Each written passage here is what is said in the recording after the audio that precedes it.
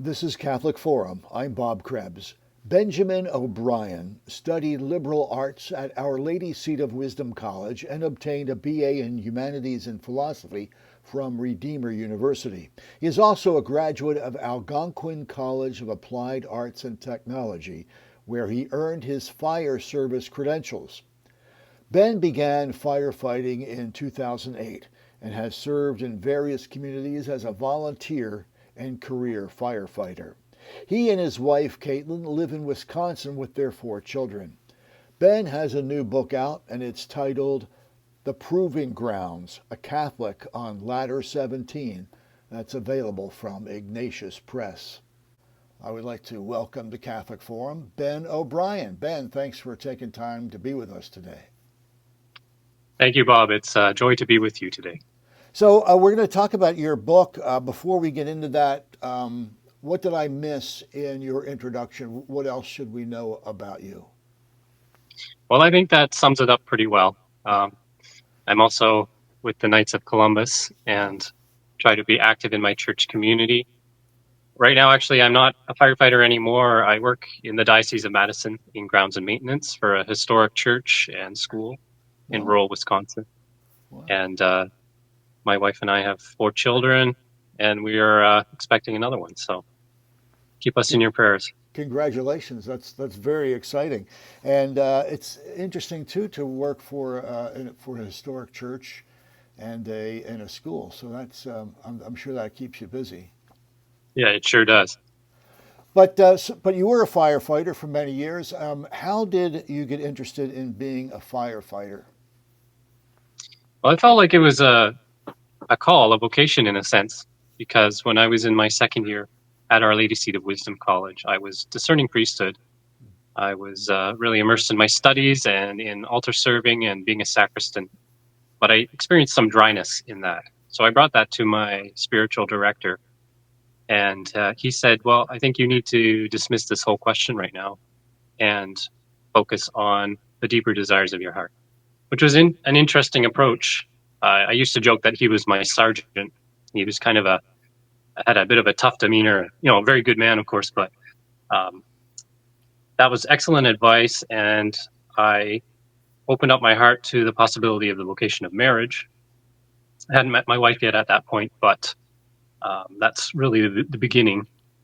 And also this idea of firefighting, which was kind of out of the blue because I didn't have any relatives who were firefighters. I didn't really know any firefighters. Most of my family were in more academic careers. So it was kind of a guiding star from that point on. It took several years to get into the fire service. My wife and I met, got married, started having kids. I was writing for different cities, writing the aptitude tests, going for interviews. I finally got my big break in 2014 when I was hired with the city that I describe in my book. And that's really the basis for this story, was my 8 years working in that particular city, which I wish I could name, but unfortunately has to remain anonymous because the people I write about are real, and I need to protect their reputations. Sure, sure. So, have you served mostly in that one city, or have you served in other places as well? Well, leading up to that time, I was a volunteer firefighter in 2 rural communities. Hmm. I did that to gain experience, and then, yeah, culminating in a full-time position. So I've worked for a total of 3 departments in my time, in my 14 years of firefighting. I don't know much about firefighting, I must admit, but are there different ranks or different positions among the firefighters? There are, yes. So when one gets hired as a firefighter, you will start as a recruit. That's typically 6 weeks to 6 months, depending on the city, at the recruit training center. And it's kind of like a military boot camp. You're standing in ranks, you're doing push-ups, you're doing drills all day. There's an academic component as well, written exams and so forth. And once you're successful in completing recruit training, then you graduate to become a probationary firefighter. And that's when you get your first station assignment. So as a probationary firefighter, or probie, the purpose is to determine whether you are a good fit for the job. So a typical probationary period is a year. And in this particular city where I worked, I was moved to a different station each 3 months to be evaluated by the captain and crew there. And depending on a successful evaluation, one then graduates from probationary to fourth class firefighter.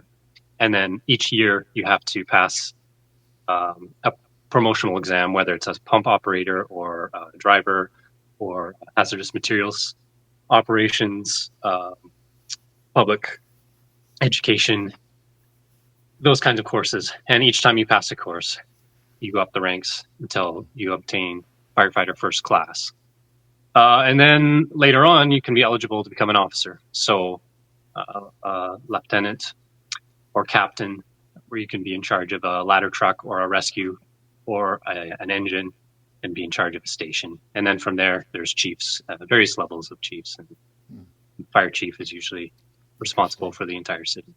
So that's kind of an overview of the rank structure, similar to the military. What attracts people to firefighting? Is it just to be able to be a service to the community, or is it because there's a certain amount of danger or an adrenaline rush involved, or is it kind of a combination of all of those? I think those are all factors. I think most firefighters are community minded. Mm-hmm. There's also an adrenaline factor for sure. I think you can get addicted to the adrenaline rush. Mm-hmm. A lot of firefighters will do high risk activities on the side, because it's in the blood. They'll do skydiving or, extreme motorbiking or whatever. And there's that old joke that firefighters are big kids. Young boy goes up to a firefighter and says, I want to be a firefighter when I grow up. And the firefighter says, son, you can't do both. So I think firefighters are people who haven't lost their love for lights and sirens and danger and having adventures. Yeah. So, how did the proving ground come about? Well, that was all sparked by this one incident I went on. It was a high-rise fire where we lost a member of the public to smoke inhalation, and I really thought hard about my job performance that night, and I wrote it down. And I'd had some training in creative writing in high school and college, and when I showed it to my wife, she said, "Well, you need to keep writing." So I started writing down my more interesting calls, and that was the beginning of the manuscript. But as I wrote, I realized that I needed to write about more than just firefighting. I needed to write about how my faith impacted my career. And I also needed to write for people who may also be struggling to be faithful Catholics in a secular workplace, or who may need some encouragement to know that they're not alone in situations like that. So I did incorporate the faith element more and more strongly as the writing of the book progressed. And then in its finished form, I think it really is more than just about a memoir. It's more than just about firefighting. It's very much about the role of the Catholic worker in the modern world and how we are being called to sometimes be signs of contradiction, but also to be signs of encouragement and to draw others to Christ. So I hope it really resonates with people of all careers, of all backgrounds out there who maybe can draw some encouragement from it.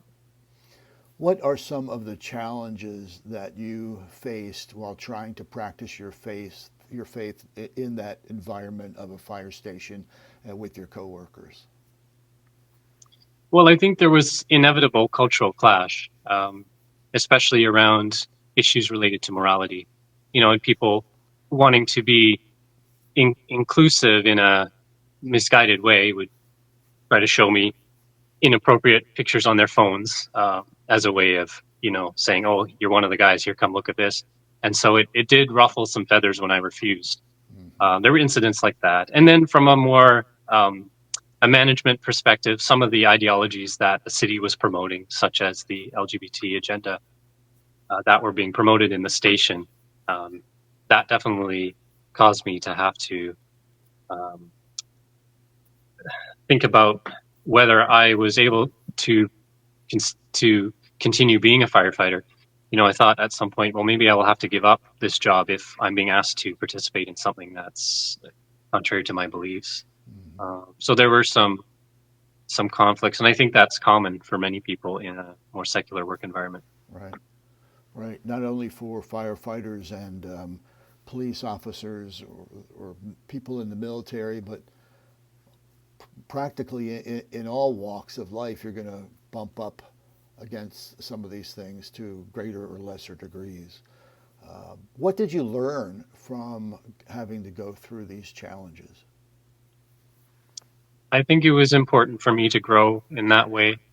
I think it forced me to look into some reasons for why I believe what I believe. It's not just that I'm continuing to do something that I've always done or that my parents raised me this way, so this is what I think. I really had to go to the depths. Why do I believe in God? Why do I believe in traditional morality? And to learn how to defend some of those beliefs, which wasn't easy at first because, I didn't want to make waves. I didn't want to rock the boat.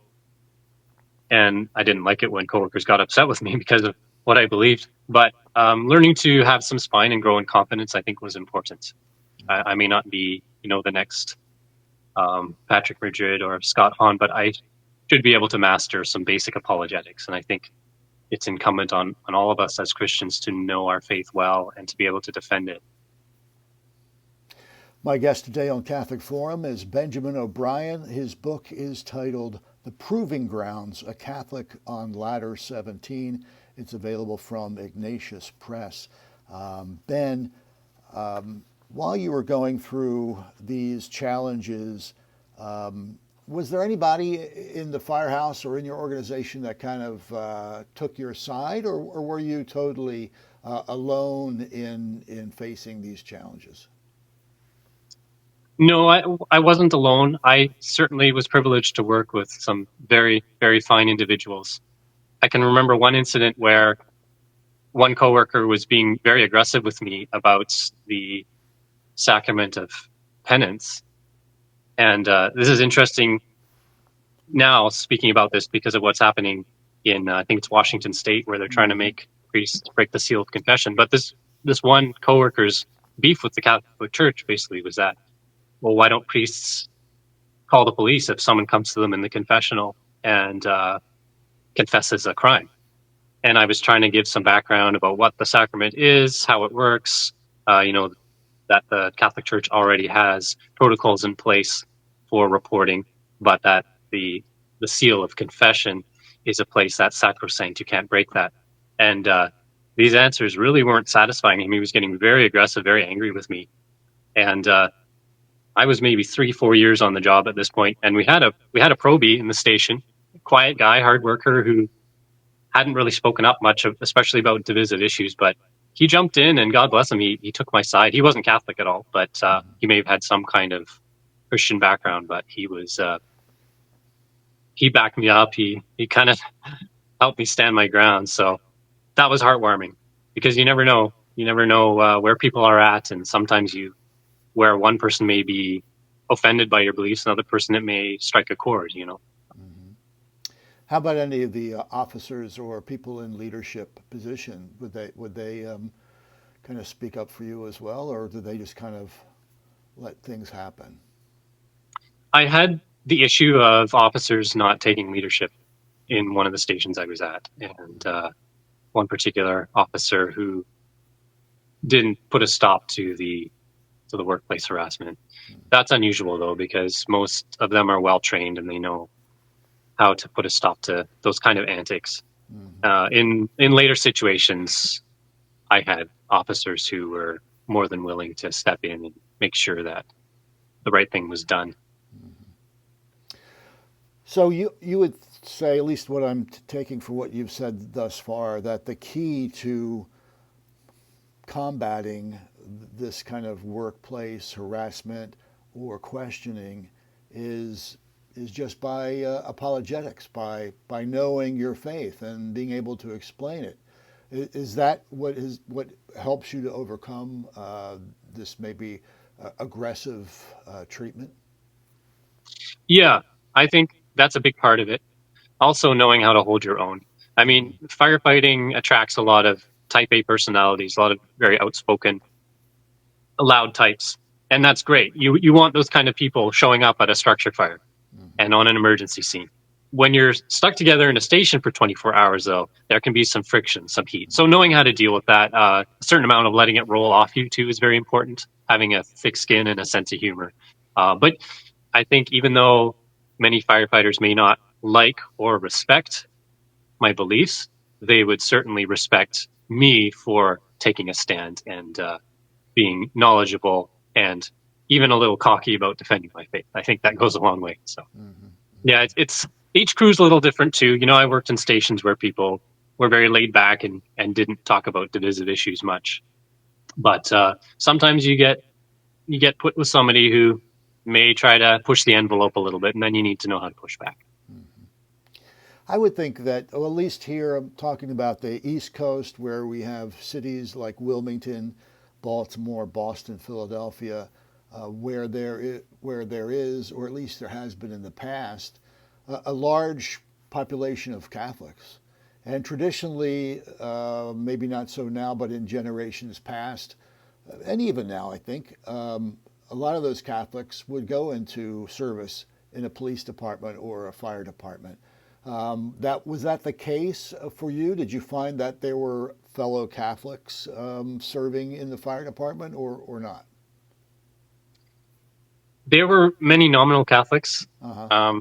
The city I worked in was probably very similar to the ones you're describing. You know, Mm-hmm. a large immigrant Irish population, and you know, a generation or two ago, yeah, a lot of people were churchgoers. Mm-hmm. But now we're living in a very different world. So I'd say 1 in 3, 1 in 4 firefighters I worked with had some connection to the Catholic Church, and that maybe they went at Christmas and Easter, or maybe they went to Catholic school, or you know, their parents had brought them to church when they were kids. But um, you know, by and large, it's a pretty secular world we're living in, and to be a practicing Catholic, to really hold to those values, is rare.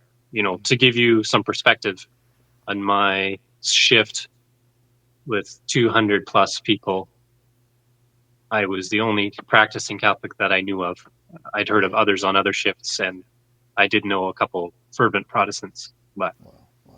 every city is going to be a bit different. I think, Mm-hmm. like you say, there will be places where there are a larger component of the population that's practicing Catholic, so you will get more on the fire department as well. So, Ben, what do you want your readers to take away from the book? Well, ultimately, I hope this book serves as a source of encouragement. I think for anyone who is struggling to be the only believer in their workplace, to know that you are not alone and that you're part of something much bigger, part of this beautiful worldwide Catholic Church. And these are times of tremendous hope. You know, I think of St. Paul when he said, where sin increased, grace abounded all the more. And I think that's so true. That's how the gospel operates. You know, in times that are very dark, we see the church bearing its greatest fruit. And just looking over these last 2 years, when you see how many people have joined the church, and we saw the fall of Roe v. Wade. We see all these signs of hope happening in society and in the church. And I think it's very heartening that these are very exciting times and wonderful times to be Catholic. So, yeah, I hope anyone who reads it can take away some encouragement, some hope, and maybe a little incentive to hold fast in their faith. Right. And it doesn't matter whether your workplace is a fire station or a hospital or a law office. I mean, everyone's going to run into to these situations in this day and age. It's unfortunate, but it's bound to happen. Yes. Unless, of course, you work for the diocese like you and I do. Right. We're very blessed. We are. What has been the reaction so far from the readers? Have you gotten any interesting emails or phone calls or letters about how this book has impacted their lives? Well, I had an interesting conversation with a fellow parishioner the other day, actually, where she came up to me and said, "Oh, I read your book, and your experience of workplace harassment was almost identical to mine." So we were comparing notes, and that was very interesting. So I think that's one aspect of the book that definitely strikes a chord with readers. And I've worked some practical advice into the book itself to help people cope with those situations. So I think that's going to be very helpful for some people. Mhm. Great. Well, as I said, the book is titled "The Proving Grounds: A Catholic on Ladder 17." It's available from Ignatius Press. Is that the best place to go, ignatiuspress.com, to get the book? Yep, you can order it right from Ignatius. The majority of booksellers carry it too. I know you can find it on Barnes and Noble and Catholic Answers Mm-hmm. and many other sites as well. Yeah. But yeah, Ignatius, that works well. And it's always good to patronize your local Catholic bookstore, right? Yes, indeed. All right. Ben O'Brien, it's great meeting you. May God bless you and your growing family, and good luck with your work. And thanks for spending some time with us today on Catholic Forum. Thank you, Bob. It's been a joy to talk to you today. God bless. God bless.